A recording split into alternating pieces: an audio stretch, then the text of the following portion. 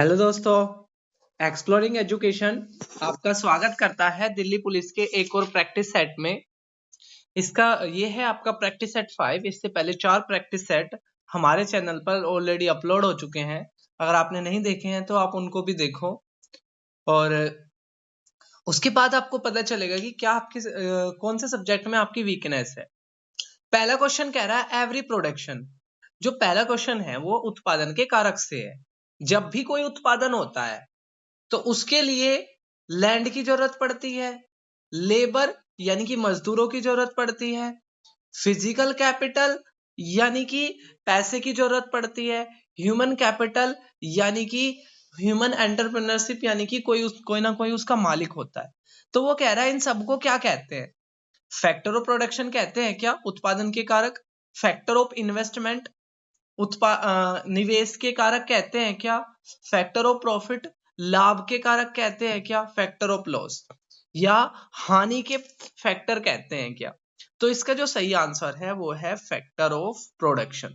ठीक है, factor of production कहते हैं इनको।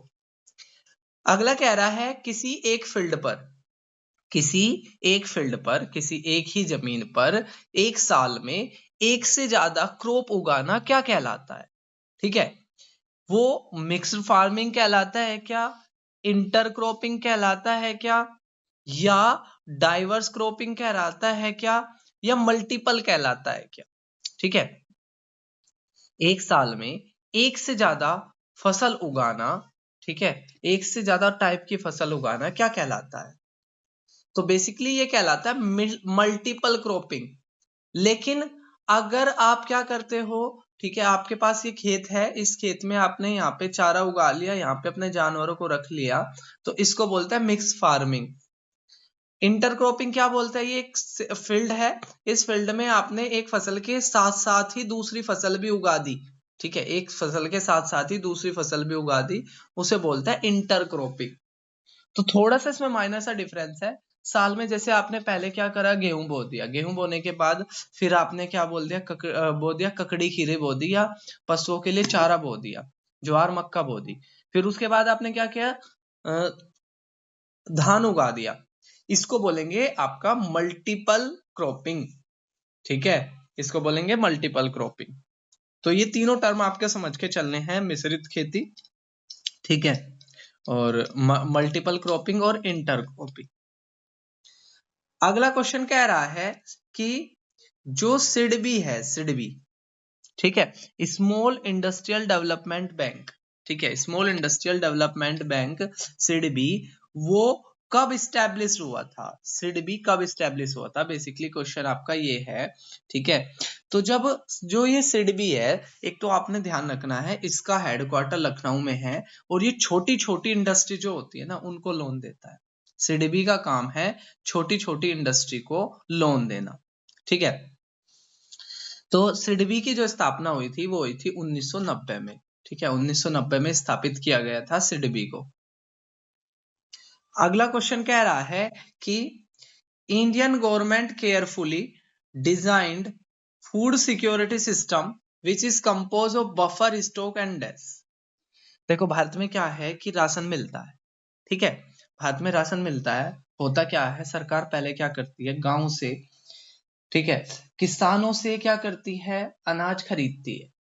ठीक है, किसान शहर में आते हैं अनाज बेचने सरकारी मंडियों में।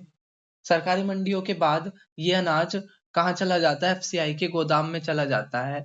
फिर क्वेश्चन में ये पूछ रहा है एफसीआई के गोदाम के बाद जो लोगों को बांटते हैं उसको क्या कहा जाता है? तो क्या उसको पब्लिक डिस्ट्रीब्यूशन सिस्टम कहते हैं क्या? गोडाउन कंस्ट्रक्शन कहते हैं क्या? गुड ट्रांसपोर्ट कहते हैं क्या?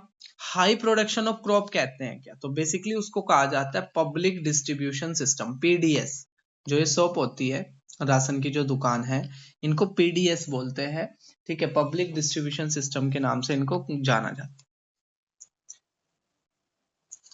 अगला का नेक्स्ट क्वेश्चन कह रहा है आपका, विच among the following is a part of permanent executive in India? देखो, सरकार के 3 अंग होते हैं, लेजिस्लेटिव, विधायिका यानी कि जिसका काम होता है कानून को बनाना। दूसरा होता है आपका एग्जीक्यूटिव, जिसका काम होता है उसको इम्प्लीमेंट करना। जो कानून बना, लेजिस्लेटिव ने जो कानून बनाया उसको इम्प्लीमेंट करना एग्जीक्यूटिव का काम है। तीसरा होता है जुडिशरी, जो दिनों में की देखरेख करता है। तो क्वेश्चन ये पूछ रहा है परमानेंट एग्जीक्यूटिव कौन है। तो भाई देखो, प्रधानमंत्री चेंज होते रहते हैं, चीफ मिनिस्टर चेंज होते रहते हैं, डिफेंस मिनिस्टर चेंज होते रहते हैं, लेकिन जो सिविल सर्वेंट है वो क्या होते हैं, आपके परमानेंट एग्जीक्यूटिव होते हैं। तो इसका जो आंसर आएगा वो आएगा डी। अगला क्वेश्चन कह रहा है, कि a change in constitution made by a supreme legislative body in a country is known as. ठीक है, बेसिकली वो कह रहा है कि हमारे संविधान के अंदर जो सुधार होता है उसको किस नाम से जाना जाता है, नए संविधान के नाम से, या संविधान सभा के नाम से, या संविधान संशोधन के नाम से, या ऑल्टर्ड कॉन्स्टिट्यूशन के नाम से। तो बेसिकली जो हमारे संविधान के अंदर जो संशोधन होता है उसको CAA कॉन्स्टिट्यूशन अमेंडमेंट एक्ट के नाम से जाना जाता है। अभी तक हमारे संविधान में 105 सुधार हो चुके हैं और आर्टिकल 368 में मेंशन है संविधान सुधार का। ठीक है, संविधान सुधार का मेंशन आर्टिकल 368 में है और अभी तक 105 सुधार हो चुके हैं।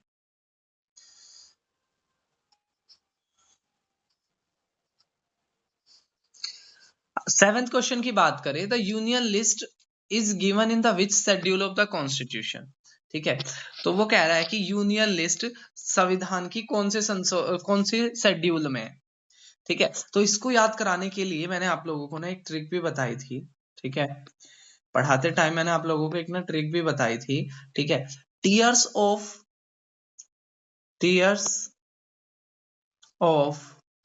Old PM, tears of old PM. ठीक है, तो टी से था टेरिटरी, भारत में कितने क्षेत्र है। ई से था इमोलमेंट, किसकी कितनी सैलरी है। ठीक है, ए से था ओथ एंड अफर्मेशन, कौन किसको शपथ दिलाता है, कौन किसे रिजाइन दिलाता है। आर से था राज्यसभा की सीट किस राज्य में कितनी है। एस था शेड्यूल एरिया का एडमिनिस्ट्रेशन। ओ से था जो चार आगे अलग राज्य थे ATM में करके मैंने आपको बताया था। एफ से था फेडरलिज्म, फेडरलिज्म यानी कि किसके पास कितनी पावर है। तो ये क्वेश्चन यहीं से ही है। जो सेवेंथ लिस्ट है, सेवेंथ लिस्ट के अंदर 3 लिस्ट बनी हुई है। एक यूनियन लिस्ट वो जिस पर केंद्र सरकार काम करेगी, दूसरी आपकी स्टेट लिस्ट जिस पर राज्य सरकार काम करेगी, तीसरी आपकी कॉन्करेंट लिस्ट जिस पर दोनों सरकार मिलकर काम करेगी। तो इस क्वेश्चन का जो सही आंसर है वो है आपका सेवेंथ शेड्यूल। ठीक है, इसका जो सही आंसर है वो है आपका सेवेंथ शेड्यूल। नेक्स्ट क्वेश्चन कह रहा है आपसे, according to the Indian constitution which of the following is incorrect pair.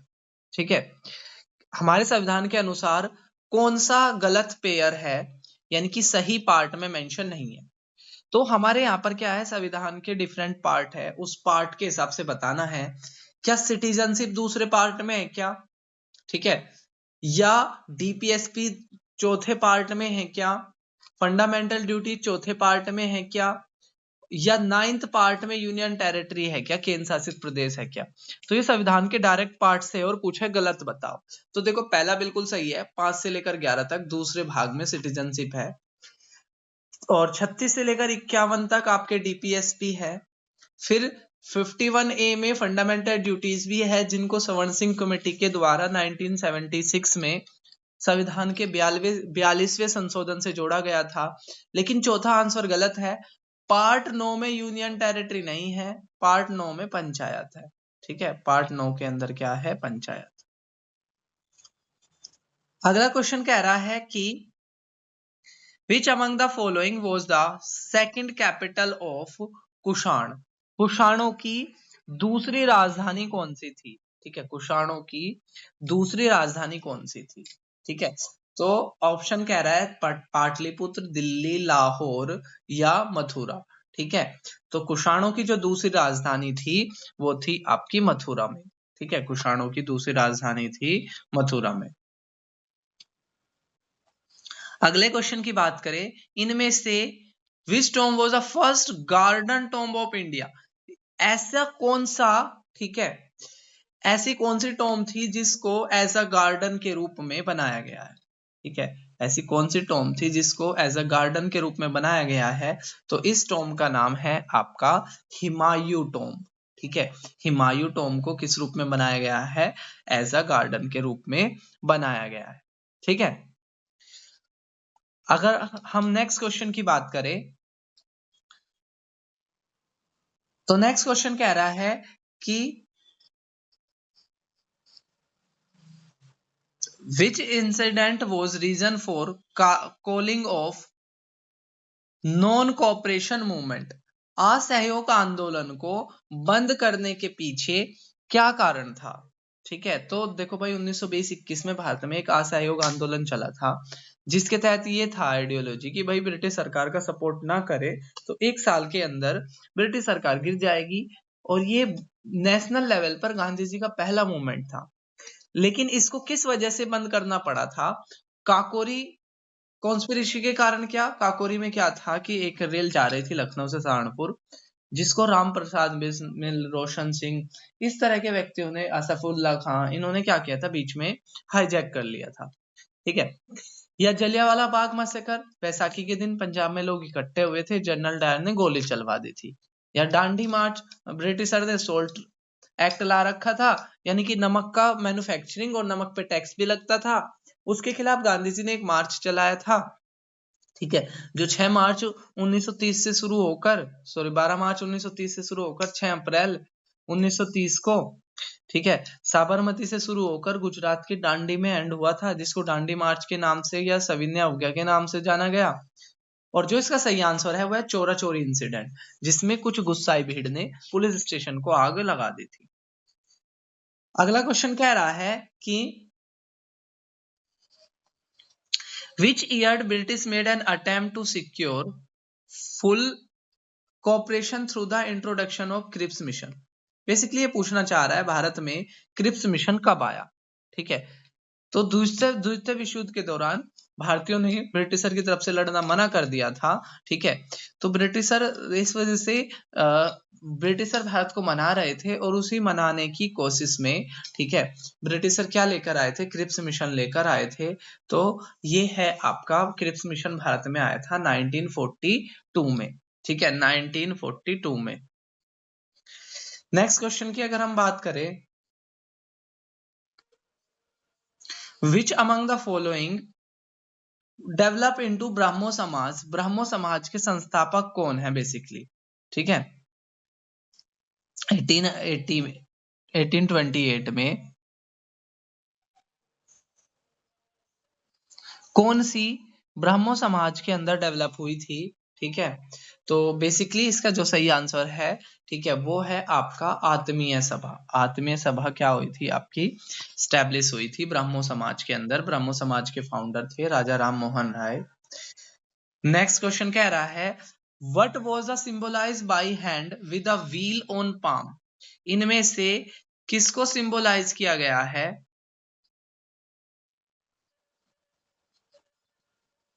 Jain धर्म के अंदर किस चीज को सिंबलाइज किया गया है कि hand with a palm, hand with a wheel on the palm?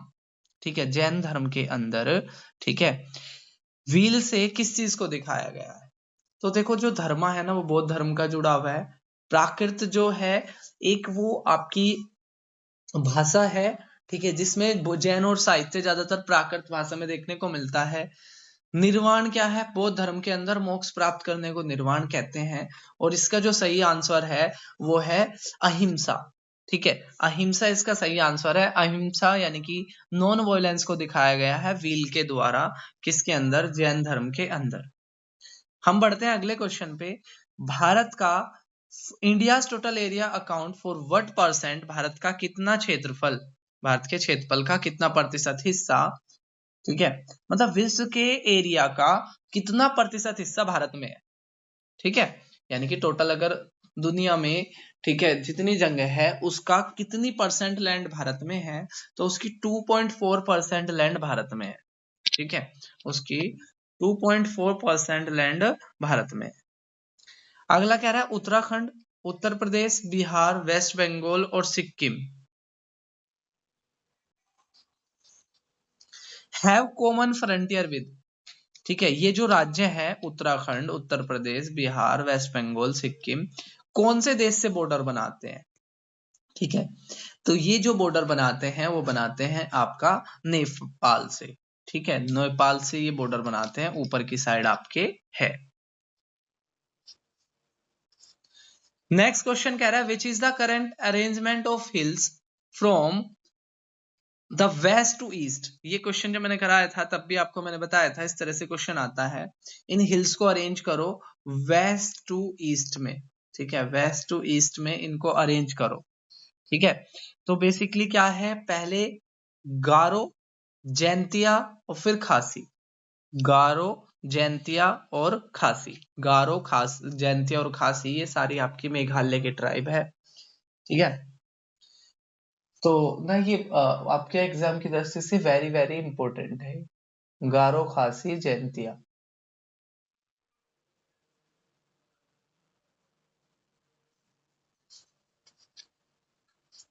Next अगर हम क्वेश्चन की बात करें, which soil are also known as regur soil. किस मिट्टी को रेगुर सोयल के नाम से जाना जाता है? ठीक है, कौन सी मिट्टी को रेगुर सोयल के नाम से जाना जाता है? तो एक तो होती है आपकी एलोवियल सोयल जिसे बोलते हैं जलोढ़ मिट्टी, एक होती है लेटेराइट सोयल, एक होती है एरिड सोयल और एक होती है ब्लैक सोयल। तो बेसिकली एलुवियल सोयल तो नदियों के डिपॉजिट से मिलके बनी है। ठीक है, लेटेराइट सोयल ना, जब आपकी रेड सोयल की लीचिंग हो जाती है तो उससे आपकी लेटेराइट सोयल बनती है, जो टी और कॉफी के लिए अच्छी मानी जाती है। ठीक है, एरिड सोयल आपकी डेजर्ट के आसपास देखने को मिलती है, डेजर्ट वाले इलाके में एरिड सोयल देखने को मिलती है। और इस क्वेश्चन का जो सही आंसर है वो है ब्लैक सोयल। काली मिट्टी को रेगुर सोयल के नाम से जाना जाता है। अगला कह रहा है which people experience extreme weather condition at places away from sea. कौन से लोग एक्सट्रीम कंडीशन, एक्सट्रीम होती है बहुत ज्यादा सर्दी हो जाना या बहुत ज्यादा गर्मी हो जाना, तो वो ये पूछ रहा है कि कौन सी कंडीशन एक्सट्रीम वेदर कंडीशन के रूप में जानी जाती है। ऑप्शन कह रहा है कॉम्प्लेक्सिटी, रिलेटिविटी, स्पेसिफिटी, कॉन्टिनेंटलिटी। ठीक है, तो इसको कहा जाता है कॉन्टिनेंटलिटी। ठीक है, कॉन्टिनेंट मतलब महाद्वीपीय। ठीक है, तो बेसिकली क्या होगा, अगर आप समुद्र के कोस्ट के नजदीक रहोगे, ये समुद्र का कोस्ट है। ठीक है, यहाँ समुद्र का कोस्ट है, इधर पानी है, इधर भी पानी है, इधर भी पानी है। तो समुद्र क्या करता है, दिन में इस तटीय इलाके को ना तो ज्यादा गर्म होने देता है ना ज्यादा ठंडा होने देता है। मतलब दिन में गर्म नहीं होने देता, रात को ठंडा नहीं होने देता। ठीक है, तो वो कह रहा है कि इस कंडीशन को क्या कहते हैं। ठीक है, तो इस कंडीशन को कहते हैं भाई कॉन्टिनेंटलिटी। क्यों? क्योंकि आप सी के कोस से दूर जाओगे तो आपको एक्सट्रीम या तो सर्दी देखने को मिलेगी या गर्मी देखने को मिलेगी। अगला क्वेश्चन कह रहा है national water way one. National water way one जो जोड़ता है इलाहाबाद को हल्दिया से, उसमें कौन सी 3 रिवर है? देखो कितना अच्छा क्वेश्चन पूछा है, आप याद करके जाओगे नेशनल वाटर वन किस किस शहर को जोड़ता है, आप ये याद करके जाओगे। लेकिन उसने पूछ लिया कि इसमें कौन सी 3 नदी आती है। ठीक है, तो नेशनल वाटर वन जो है वो गंगा, भागीरथी और हुगली, गंगा, भागीरथी और हुगली इन 3 नदियों पर है। अगला क्वेश्चन कह रहा है which lens generally band inward the light falling on it. ठीक है, कौन सा लेंस जो इस पर लाइट पड़ती है, ठीक है, उसको इनवर्ड क्या कर देता है आपका, ठीक है, इनवर्ड डिफ्लेक्ट कर देता है। ठीक है, convex, concave, plane concave, cylindrical. ठीक है, तो जो कॉन्वेक्स लेंस है, ठीक है, कॉन्वेक्स लेंस क्या करता है, जो भी उस पे लाइट पड़ेगी उसको इनवर्ड ले जाता है। नेक्स्ट कह रहा है विच among the following has the highest energy. कौन सी लाइट में, कौन से कलर की लाइट में सबसे ज्यादा एनर्जी होती है? रेड में, इंडिगो में, ऑरेंज में, या येलो में?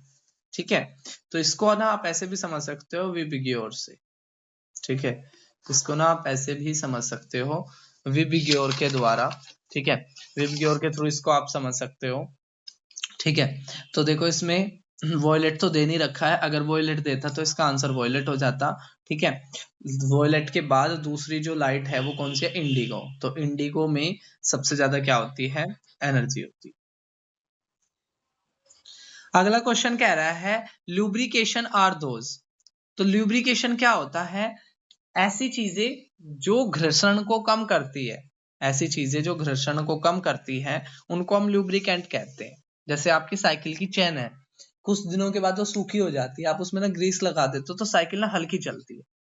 तो वो कह रहा है कि जो लुब्रिकेंट होंगे वो फ्रिक्शंस को बढ़ाएंगे, घटाएंगे, या कुछ भी इफेक्ट नहीं डालेंगे। तो जो लुब्रिकेंट होंगे वो क्या करेंगे? फ्रिक्शंस को क्या कर देंगे? घटा देंगे। अगला क्वेश्चन कह रहा है यहां पर which among the following is an example of single cell which can change it shape. इनमें से कौन सा ऐसा ऑर्गेनिज्म है जो सिंगल सेल है और अपनी शेप को बदल सकता है? ठीक है, इनमें से कौन सा ऐसा सिंगल सेल ऑर्गेनिज्म है, एक सेल, एक कोष के जीव है और अपनी आकृति को वो बदल लेता है?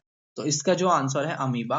अमीबा क्या करता है? ऐसे अमीबा है, ठीक है, इसके पास ना सूडोपोडिया होता है और जिस तरफ इसको खाना दिखता है ये उसी तरफ अपने सूडोपोडिया को इंक्रीज कर लेता है।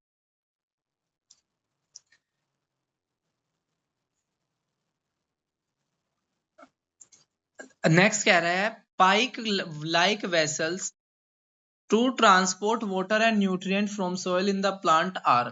ठीक है, कि पाइप लाइक वेसल्स होती है जो पानी को और न्यूट्रिएंट को ट्रांसपोर्ट करती है, उनको क्या कहते हैं? एपिडर्मिस कहते हैं, वस्कुलर टिश्यू कहते हैं, मेरिमेस्टिक टिश्यू कहते हैं, कोलनकाइमा कहते हैं। ठीक है, तो बेसिकली क्या है कि ऐसे प्लांट को वस्कुलर टिश्यू कहते हैं हम, ठीक है, जो क्या होते हैं? न्यूट्रिएंट को एक जगह से दूसरी जगह पर ट्रांसपोर्ट करने के लिए होते हैं। What is the chemical name of green vitriol? Green vitriol का केमिकल नेम क्या है? क्वेश्चन ये पूछ रहा है। फेरस है क्या? फेरिक ऑक्साइड है क्या? फेरिक फॉस्फेट है क्या? या फेरिक हाइड्रोक्साइड है क्या? तो पहले क्वेश्चन में आपका आ जाएगा फेरस सल्फेट। फेरस सल्फेट इसका सही आंसर आ जाएगा। इंपॉर्टेंट क्वेश्चन है। ग्रीन विट्रोल को किसके नाम से जाना जाता है? फेरस सल्फेट के नाम से जाना जाता है। अगला क्वेश्चन कह रहा है वो formation of which compound make lime water. कौन सी चीज पानी को मिल्की बना देती है? ठीक है, जब इसमें हम कार्बन डाइऑक्साइड डालते हैं तो जैसे आप पानी में देखोगे, पानी में आप चूना डाल देते हो तो वो क्या हो जाता है? व्हाइट व्हाइट हो जाता है। तो इनडायरेक्टली आपसे क्वेश्चन ये पूछ रहा है कि चूने का फॉर्मूला बताओ। ठीक है, तो चूने का फॉर्मूला होता है कैल्शियम कार्बोनेट, कैल्शियम कार्बोनेट। ठीक है, मार्बल का भी यही फॉर्मूला होता है CaCO3। ठीक है, अगले क्वेश्चन की अगर हम बात करें तो अगला क्वेश्चन कह रहा है कि इनमें से कौन सा एक ऑर्गेनिक एसिड नहीं है? ऑर्गेनिक एसिड वो होता है जिसके अंदर जीव हो। ठीक है, तो उसने बोला कौन सा ऑर्गेनिक एसिड नहीं है, यानी कि बेसिकली आपने बताना जो सिर्फ केमिकल से ही बना है। ठीक है, तो देखो एसिटिक एसिड सिरके में पाया जाता है, सिट्रिक एसिड आपका खट्टे फलों में पाया जाता है, और मैलिक एसिड भी आपका एग्जैक्टली मेरे को नाम ध्यान नहीं आ रहा है, लेकिन मैलिक एसिड भी आपका पाया जाता है, लेकिन नाइट्रिक एसिड क्या है? केमिकल है। ठीक है, तो ए इसका सही आंसर हो जाएगा। नेक्स्ट अगर हम क्वेश्चन की बात करें, वो कह रहा है विच among the following is dynamic living entity full of life and Vitality. ठीक है, इनमें से कौन सी ऐसी चीज है जहां पर जीवन भरा हुआ है? ठीक है, ऐसी कौन सी चीज है जहां पर जीवन भरा हुआ है? ठीक है, तो डेजर्ट, फॉरेस्ट, एटमॉस्फेयर, वाटर। तो जीवन कहाँ भरा हुआ है? फॉरेस्ट में। ठीक है, फॉरेस्ट में क्या है आपका? डायवर्सिटी सबसे ज्यादा देखने को मिलती है, सबसे ज्यादा जीव कहाँ रहते हैं? फॉरेस्ट के अंदर ही रहते हैं।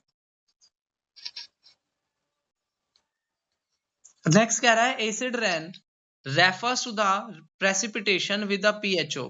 एसिड रेन, ठीक है, कितने पीएच वाली रेंज को बोलते हैं? ठीक है, मतलब कोई भी बारिश हुई और उससे कम की पीएच रेंज को आप क्या कहते हैं? ठीक है, एसिड रेन किसको बोलेंगे? ठीक है, तो अगर किसी भी बारिश की पीएच रेंज 5 से कम होती है तो अगर हम उसको उसको क्या बोलने लग जाते हैं? हम एसिड रेन बोलने लग जाते हैं। अगर कोई भी चीज इक्वल टू 7 है पीएच पे तो वो न्यूट्रल होती है, उसमें कोई स्वाद नहीं होता, ना खट्टा होता है, ठीक है, ना कड़वा होता है। अगर मोर देन 7 होती है तो वो बेस होती है, कड़वी हो जाती है। ठीक है,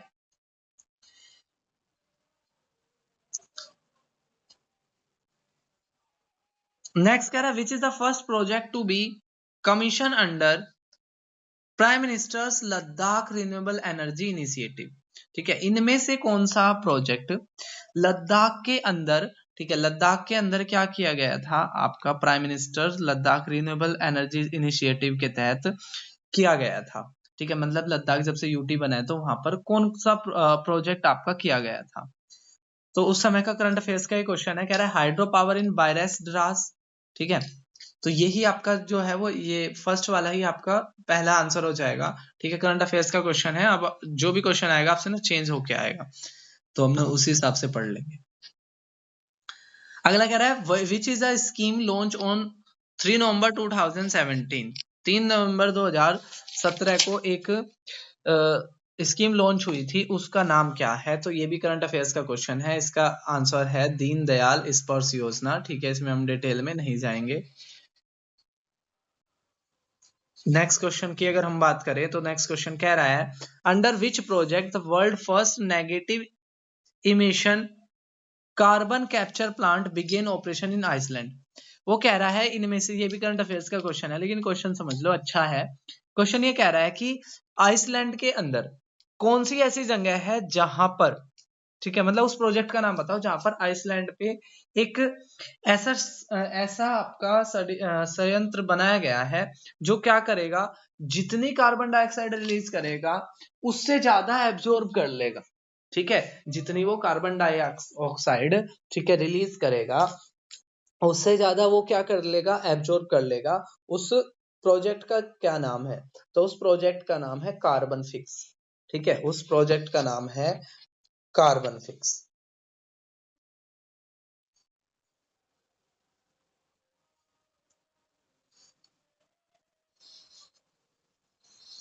नेक्स्ट अगर हम क्वेश्चन की बात करें, in November 2017 which test was perform by NASA for the its Mars 2022 mission.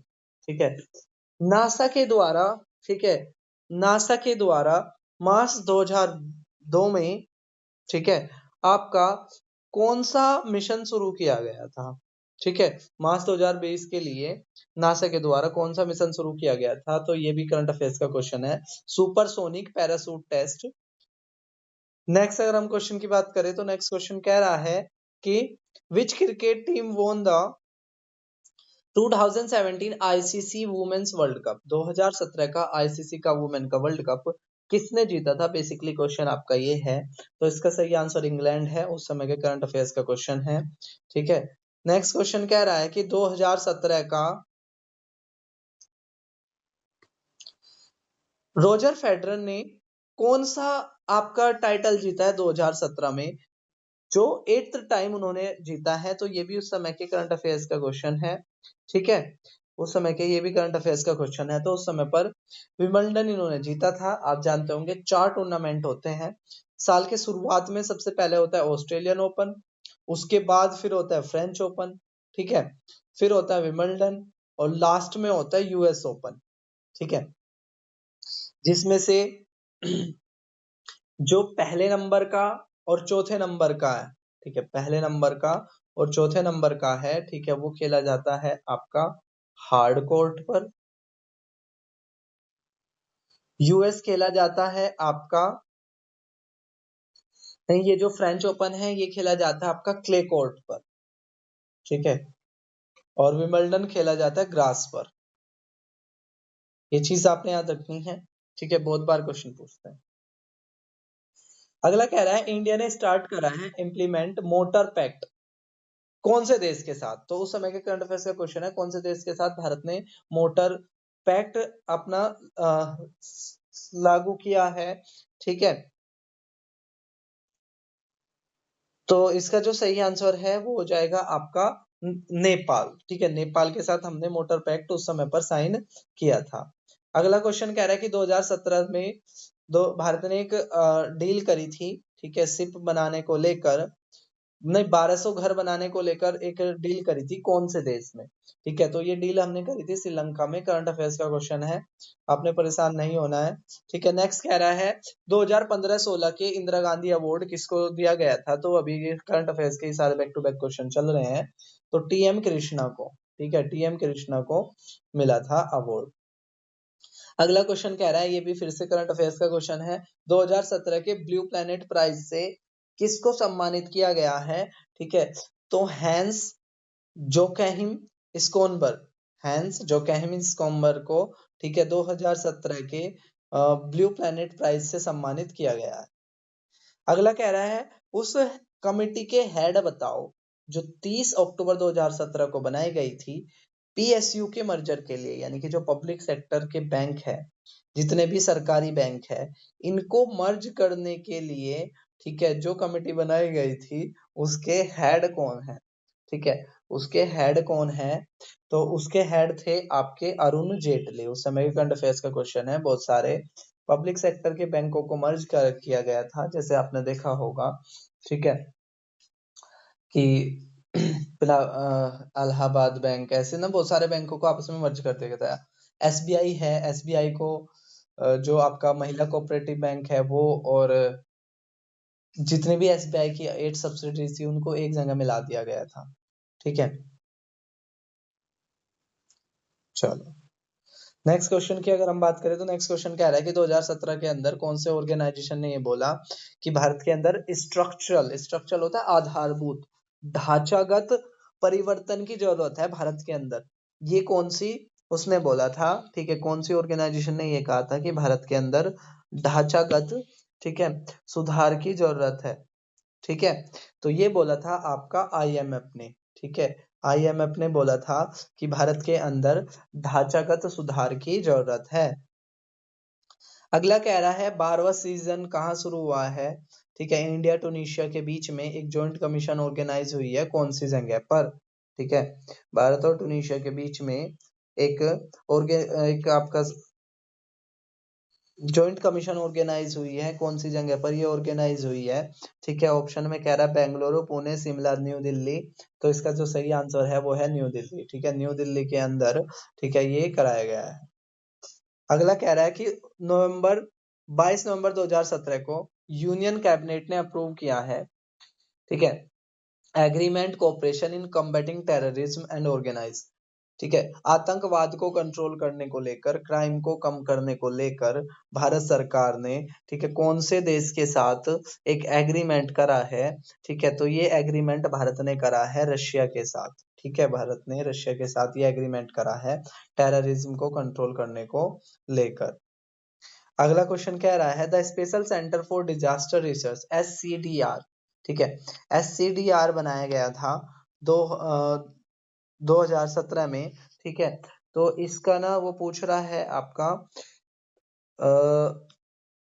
ये कहाँ बनाया गया था, ठीक है, एससीडीआर को कहाँ बनाया गया था, तो इसका जो सही आंसर है वो है आपका जवाहरलाल नेहरू यूनिवर्सिटी न्यू दिल्ली में, ठीक है, जवाहरलाल नेहरू यूनिवर्सिटी, ठीक है, न्यू दिल्ली में इसको बनाया गया था।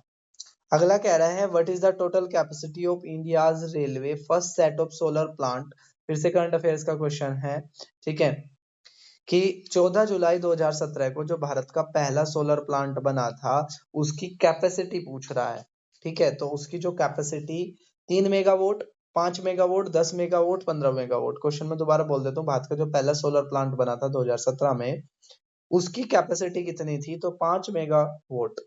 ठीक है, 5 मेगावाट उसकी कैपेसिटी थी। अगला कह रहा है उस सर्च इंजन का नाम बताओ जो गूगल डूडल ने बनाया था। ये भी फिर से करंट अफेयर्स का क्वेश्चन है।